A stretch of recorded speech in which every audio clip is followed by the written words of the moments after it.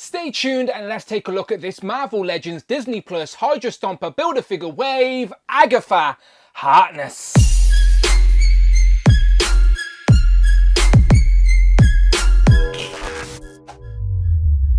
How and welcome back to the channel, Dan Who Reviews. As always, my name is Dan W. Make sure you are following me on Instagram at It's Dan Who. And remember now you can hit that join button and become a channel member as well if you show some love or join the members club. Much appreciated. Today we continue looking at the Marvel Legends Disney Plus Hydra Stomper Build-A-Figure wave. As in front of me today, we have Agatha Harkness. It was Agatha all along.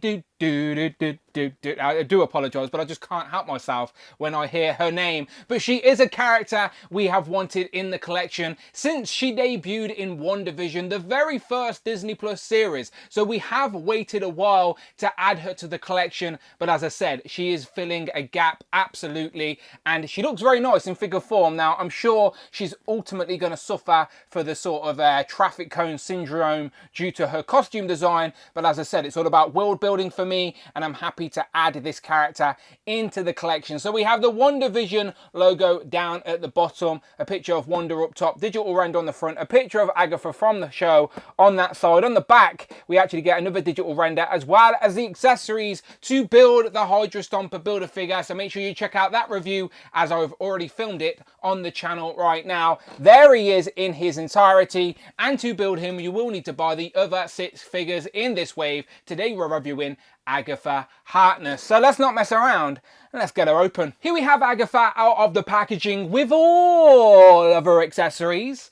But she doesn't have any. Not one. Not a damn thing. No accessories for Agatha Harkness apart from the Build-A-Figure pieces, of course. So that is a shame. Aesthetically, though, she does ultimately look like that final appearance of Agatha in WandaVision, where she reveals herself as the Wicked Witch. So it's probably the most toyetic look for Agatha currently in the MCU. Just harder to execute in plastic. And unfortunately, that shows as she's wearing a lot of robes and clobber. She's got like this long translucent purple scarf, and I thought she'd be able to balance okay, but her legs are quite long and they do stick out from the bottom of her dress, so she still is quite awkward to balance, unfortunately. So we will take a closer look and see what she does, but let me just hold her straight with the tape measure, and you can see that she is still over 6 inches tall, or just about. So she's going to scale great, and she does look great. I'm not denying that. I think the likeness is nice too, and when the light catches her right, there is some light shining through this. So we will take a closer look. Let's see how she moves. Let's see what we can get out of her.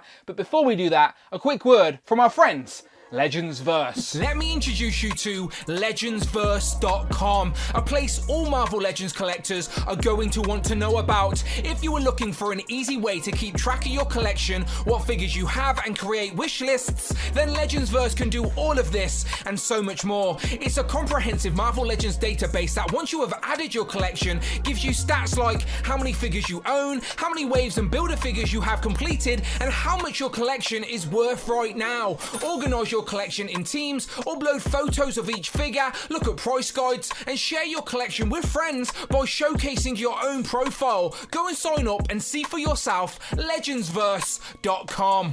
So make sure you check out all the links in the description for the socials, Legendsverse.com. If you're a collector, it's worth checking out. Give it a click. Now, back to Agatha here. I think the likeness to Catherine Hahn looks really good. Now, she is pulling a quite quirky expression with that sort of mischievous smile, as she was deceiving us for so long in this series. But she's got the pale skin tone, the pink lips, the purple eyeshadow, and then that big, nicely sculpted hair as well, with all the sort of detail on her outfit that we'll look at. But the hair is sculpted all the way around. It drapes over both shoulders, so it is going to be limited with the head articulation. It is a disc and hinge, but still looks really good. Sometimes I don't mind sacrificing a little bit of articulation for aesthetics, and I think that's what we get here with this big head of hair. But if I zoom out a little bit, you'll see what we're working with the outfit. So you get this scarf piece in this translucent purple, which is a separate piece, so it dangles over the front there. A nice gradient with the blue dress. But if I pop that head off, you can see how this sort of just comes out and over,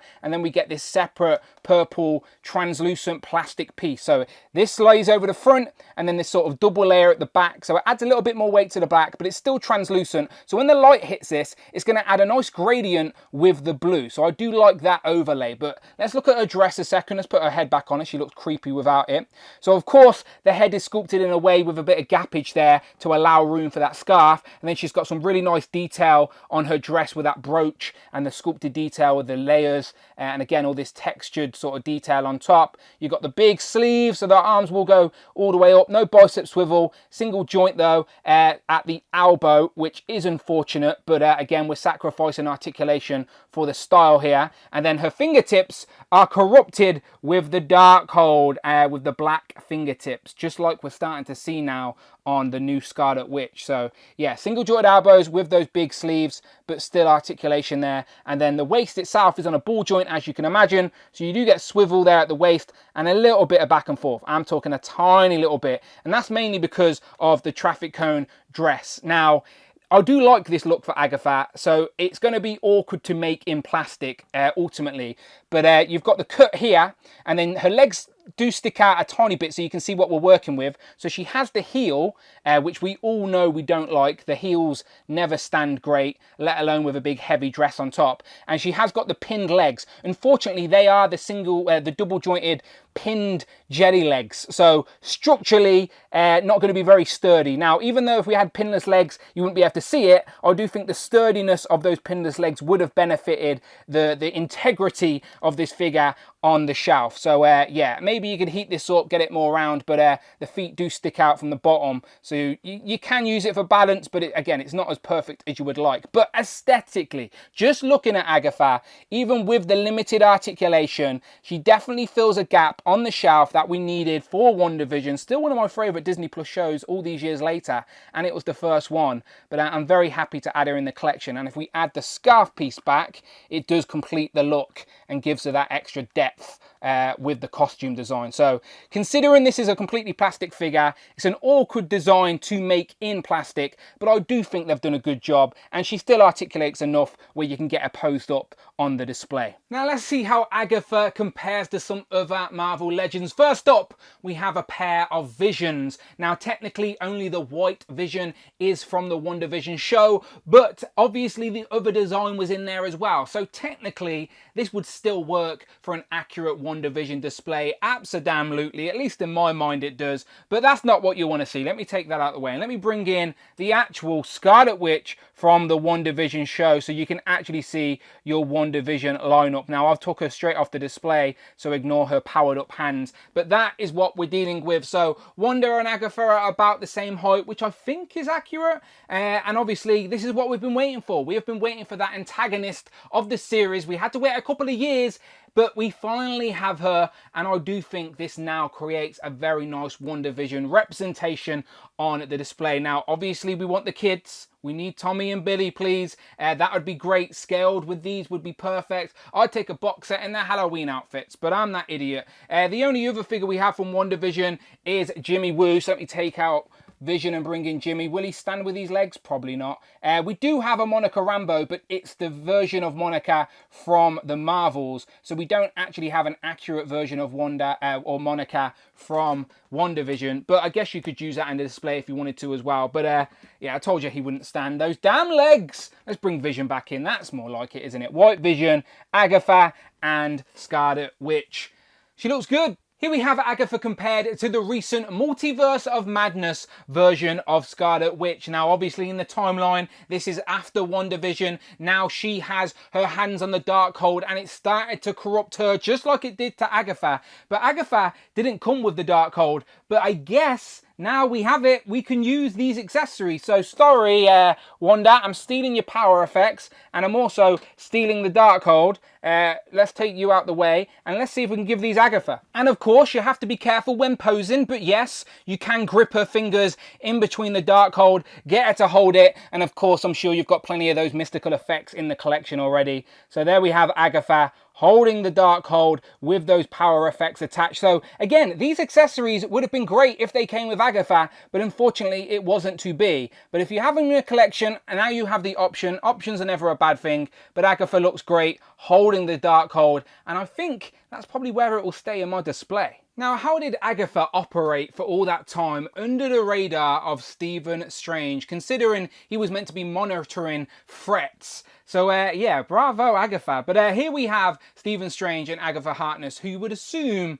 are in the same realm in that sort of mystical sense. For no reason, here we have Wong and America Chavez. For a sense of scale, here we have She-Hulk from another Disney Plus series. And then it goes without saying, the next two figures we need from WandaVision are of course the kids. But I'm asking the question, considering we have the real Quicksilver here on the table, do we need the fake one in plastic? What's his name? Boner? And here we have some of the other live action MCU figures in this Hydra Stomper Build-A-Figure wave with Nick Fury, Talos and Yelena Belova from Hawkeye. But my question is Florence Pugh that much taller than Catherine Hahn in real life? Because if so, then Agatha is a little bit underscaled.